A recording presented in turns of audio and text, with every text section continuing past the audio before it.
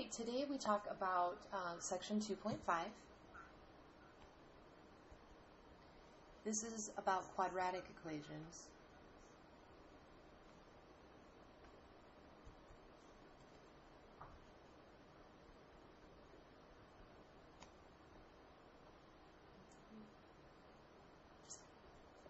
And so, let's see, quadratic equations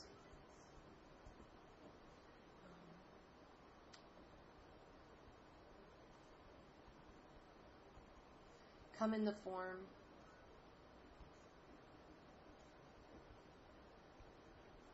ax squared plus bx plus c. Okay? This is 1 equals 0 to make it an equation. Okay. Notice the important thing is that the degree of the polynomial is 2. So quadratics are also called second degrees.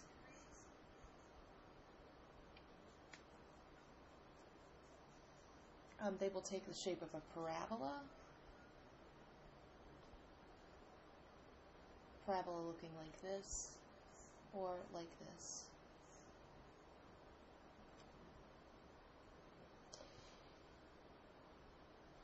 And what we're going to talk today about is how to solve these. Okay? And our biggest friend is going to be in factoring. And when we use factoring, we're going to use a unique property of the number 0. Okay?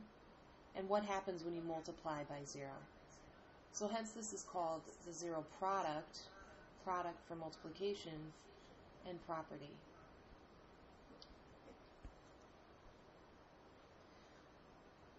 So a basic example is if we take 2 times 0, that has to be 0.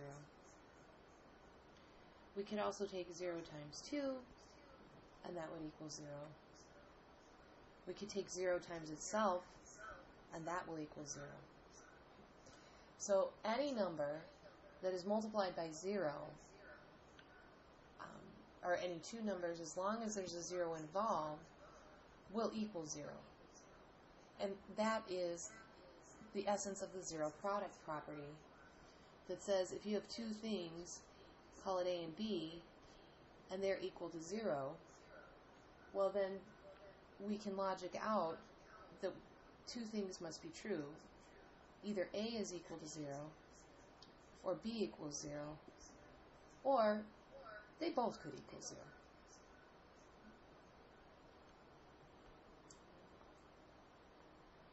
So let's use this property to solve an equation.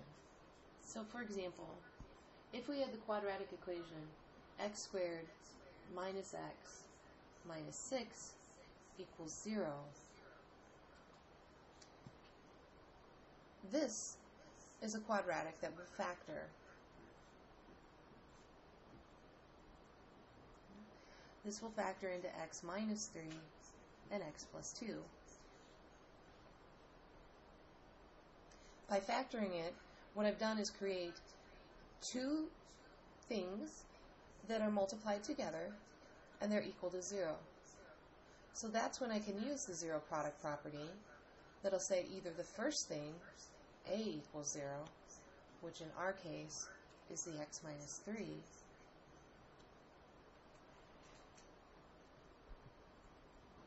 or the second thing, in this case x plus 2, our second factor, must equal 0. And so I've broken this quadratic down into two linear equations. And we know how to solve linear equations. And this will simply add 3 to both sides. So we have either that x equals 3, or if we subtract 2 from both sides, that x equals negative 2. So in this way we get two possibilities for answers that will solve the equation x squared minus x minus 6 equals 0. Now if we were to graph this quadratic, x squared minus x minus 6, what we'd find is it would look like this, approximately. Okay.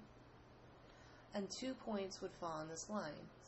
This point would be, on this curve, 3, 0, and negative 2, 0. These would be the x-intercepts for the graph, and the x-intercepts occur when we let our function x squared minus x minus 6 equals 0. So our solutions to the equations became the x-coordinates for the x-intercepts. You could also think about this as the line y equals 0, because it is. The x-axis is the line y equals 0. And this is what we're asking about here. When will this function have a value where y is equal to 0? And so if you think about the intersection of these two lines, they will happen here and here. And those values of the x-coordinates are the solutions to the equation. So this is known as solving graphically. This is known as solving it algebraically.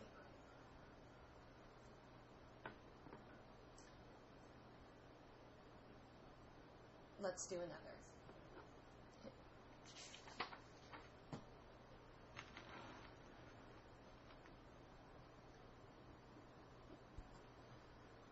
X squared minus 5x minus 6 equals 0. Okay? Again, this will factor. This will factor into, and don't forget your equal sign here.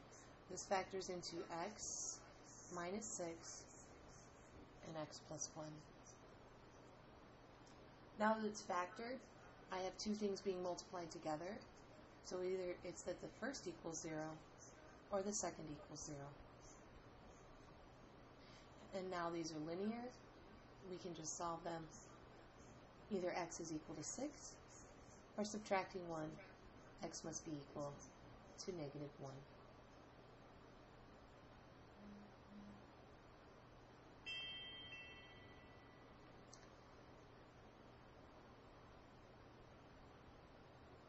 Let's do another.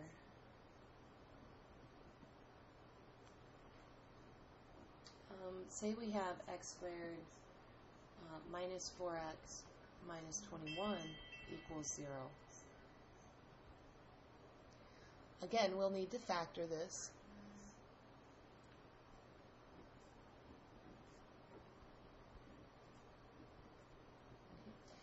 The factors of 21 that will add up to negative 4 is if I have x minus 7 and I add 3 to it.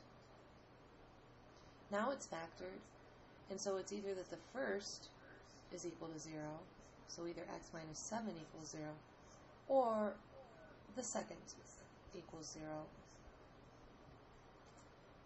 And now we can solve. So either we have that x is equal to 7, or x is equal to negative 3.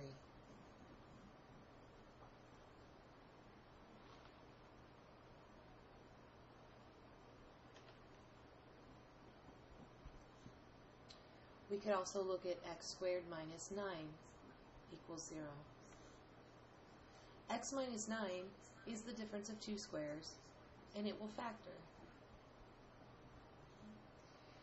This will factor into x plus 3 and x minus 3. Once it's factored, again, either the first equals 0 or the second equals 0. So either it's that x equals negative 3 or x equals positive 3.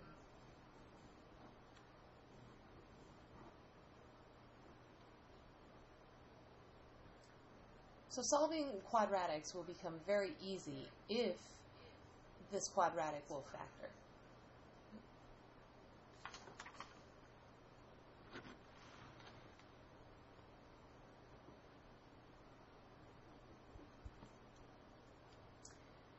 Let's do one where the leading coefficient is not 1. 4x squared plus 15x plus 9 equals 0. Now in this case, I'm going to hope it's factors. I notice that 9 is a perfect square, so I'm going to hope that it will be 3 and 3.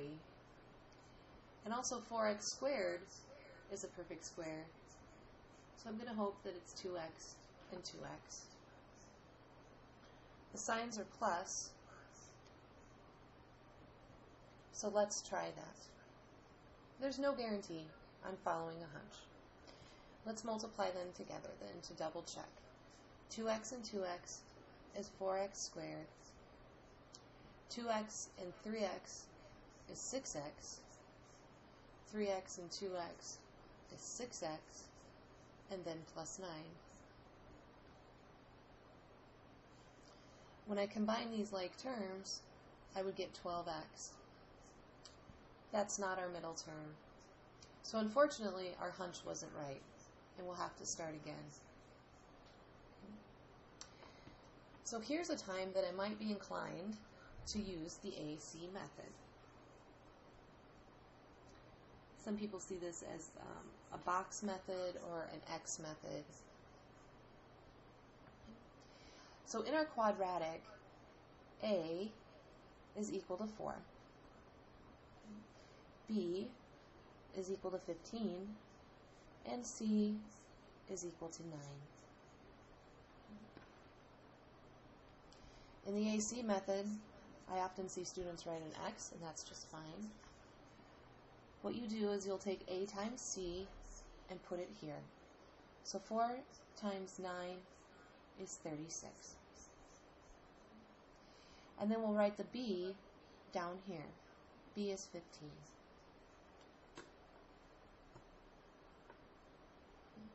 So step 1, we identify the A, B, and C. Then we set up the box or the cross. Multiply A and C to get 36. And then we'll have 15, which is our B. From there, we want to look at the factors of 36. The factors of 36 are 1 and 36, 2 and 18, 3 and 12, 4 and 9, 5 won't go in, and then we have 6 and 6. From here, we're looking for the factors of 36 that when added or subtracted together will give us 15. Here, I tried 6 and 6 up top, and we see that those don't add up to 15. But this grouping here, if I had a positive 3 and I added 12, that would be equal to a positive 15. And so these are the numbers that get written here, plus 3, plus 12.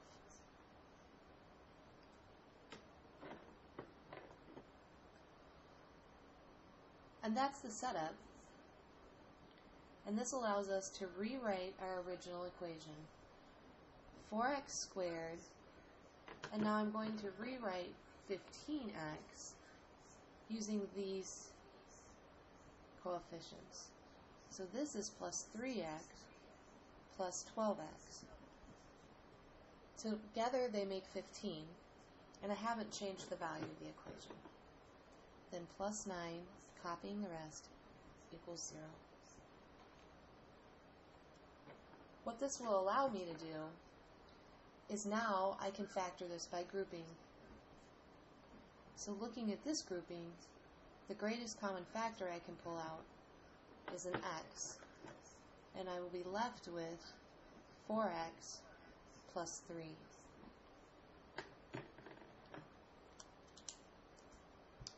In this grouping, the greatest common factor I can pull out is a positive 3.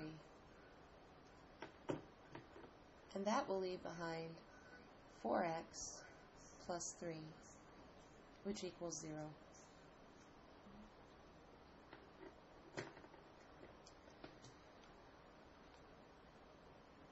What I've done now is I've created two terms.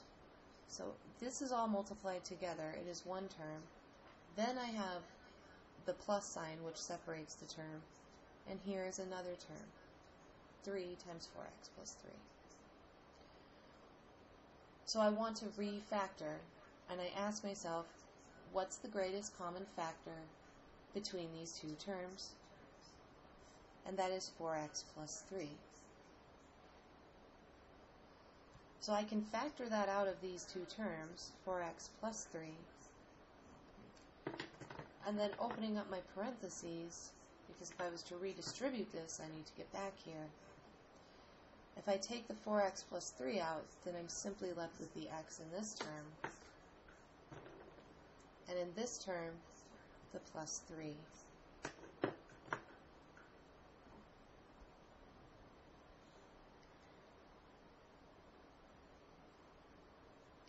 So now I've factored our polynomial, our quadratic polynomial, into these two factors, and they are equal to 0. So either then it's that the first 4x plus 3 equals 0, or the second x plus 3 equals 0. And these are just linear equations that I can solve. I can subtract 3 from both sides, so 4x equals negative 3, and then dividing through by 4, find that x is equal to negative 3/4. Or on this side, I can subtract 3 from both sides and find that x is equal to negative 3.